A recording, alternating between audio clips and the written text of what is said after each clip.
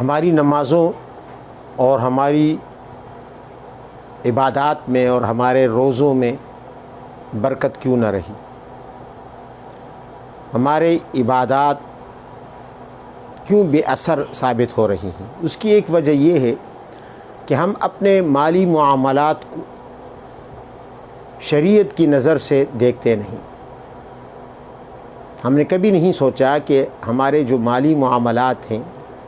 کیا اس میں ہم نے شریعت کی خلاف ورزی تو نہیں کی؟ ہمیں اس کا احساس تو ہے کہ یار ہم نے نماز نہیں پڑھی، ہمیں اس کا احساس تو ہے کہ یار روزہ ہم سے چھوٹ گیا، ہمیں اس کا احساس تو ہوتا ہے کہ یار ابھی تک میں نے حج نہیں کیا۔ لیکن سوال یہ ہے کہ کبھی یہ احساس بھی ہے کہ جناب کسی مظلوم کا حق میرے ذمہ ہو اور میں ابھی تک اسے ادا نہیں کر سکا؟ مثال کے طور پر ہمارے معاشرے میں میراث ایک ایسا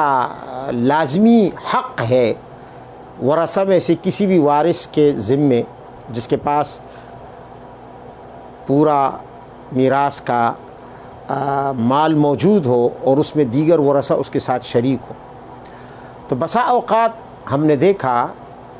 کہ حاجی نمازی شخص ہوگا لیکن اس نے پوری جائیداد پر قبضہ کیا ہوا ہوگا، نہ اپنی والدہ کو اس میراث میں سے کوئی حصہ دینے کے لیے تیار ہوگا، نہ ہی اپنی بہن کو اس میراث میں سے حصہ دینے کے لیے تیار ہوگا، نہ ہی دوسرے وارثوں کو ان کا حق دینے کے لیے تیار ہوگا، اور مزے سے زندگی اس کی گزر رہی ہے، نمازیں بھی پڑھ رہا ہے، روزے بھی رکھ رہا ہے، زکوٰۃ بھی ادا کر رہا ہے، حج بھی ادا کر رہا ہے، اسی مال سے جو پرایا مال ہے، جس میں والدہ کا حق ہے، جس میں بیٹی کا حق ہے، جس میں بہن کا حق ہے، جس میں والد کا حق ہے، جس میں بھائی کا حق ہے، جس میں دوسرے جو وارث ہیں ان کا حق ہے، اور اس کو یہ فکر تو ہے کہ میری نماز درست رہے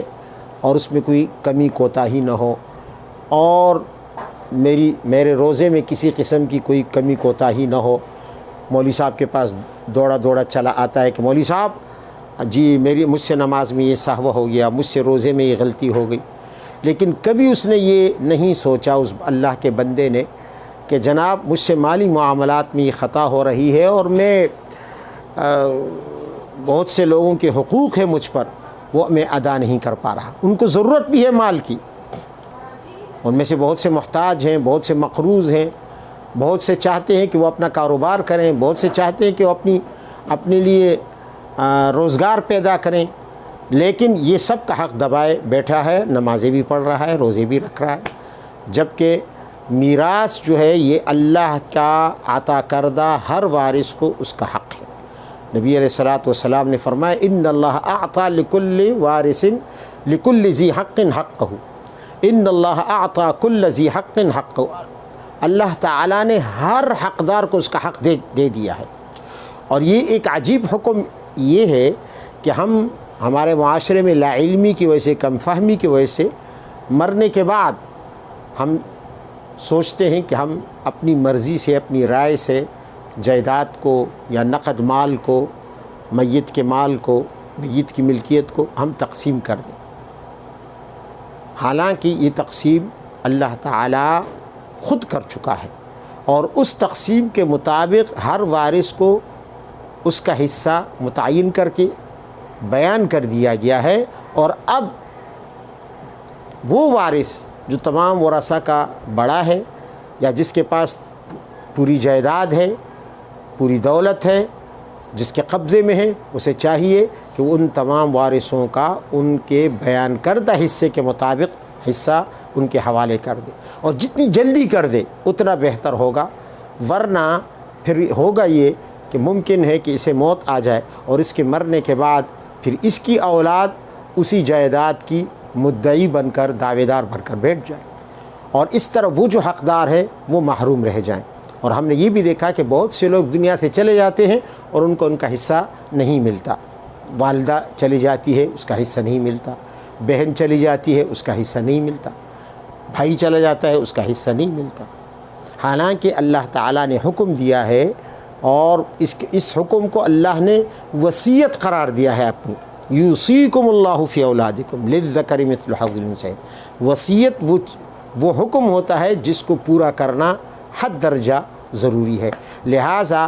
ہمارے معاشرے میں یہ سب سے بڑی کوتاہی ہے، یہی وجہ ہے کہ ہم دوسروں کا حق دبا دیتے ہیں، دوسرے ورثہ کا حق دبائے بیٹھے ہوئے ہوتے ہیں، اور اسی مال سے جس میں دوسروں کا حق ہے، جو مشترکہ ہے، اس سے ہم حج بھی کر رہے ہیں، اس سے ہم صدقہ بھی دے رہے ہیں، اس سے ہم قربانی بھی کر رہے ہیں، اس سے ہم زکوٰۃ بھی دے رہے ہیں، اس سے ہم جناب صدقہ اور خیرات بھی دے رہے ہیں، اور اسی سے ہم غریبوں کے لیے دوسرے غریبوں کے لیے کنویں بھی کھود رہے ہیں، دوسرے غریبوں کے ساتھ تعاون بھی کر رہے ہیں، مسکینوں کے ساتھ، اور یہاں یہ نہیں دیکھتے کہ ہم نے اپنے غریبوں کو اور اپنے مستحقین کو محروم کر رکھا ہے۔ لہٰذا بحیثیت مسلمان ہماری ذمہ داری ہے کہ ہم ہر حقدار کو اللہ تعالیٰ کی طرف سے عطا کردہ وہ حق اس کو دے دیں، اس کے حوالہ کر دیں، وہ آگے جو چاہے اس کے ساتھ کرے، لیکن یہ تقسیم ضروری ہے، تب جا کے ہماری نمازیں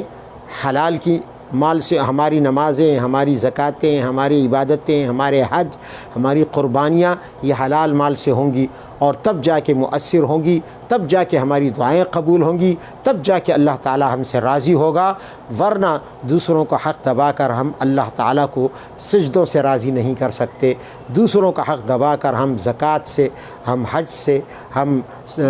نفلی عبادات سے، ہم صدقہ اور خیرات سے اللہ کو راضی نہیں کر سکتے۔ مجھے امید ہے کہ ہمارے سننے والے اس قرآن عظیم کے اس اہم ترین حکم کو معاشرے میں اس کو پھیلائیں گے، اس کی دعوت دیں گے، اور اس پر خود بھی عمل کریں گے۔ اللہ تعالیٰ مجھے بھی اور تمام سامعین کو عمل کرنے کی توفیق عطا فرمائے۔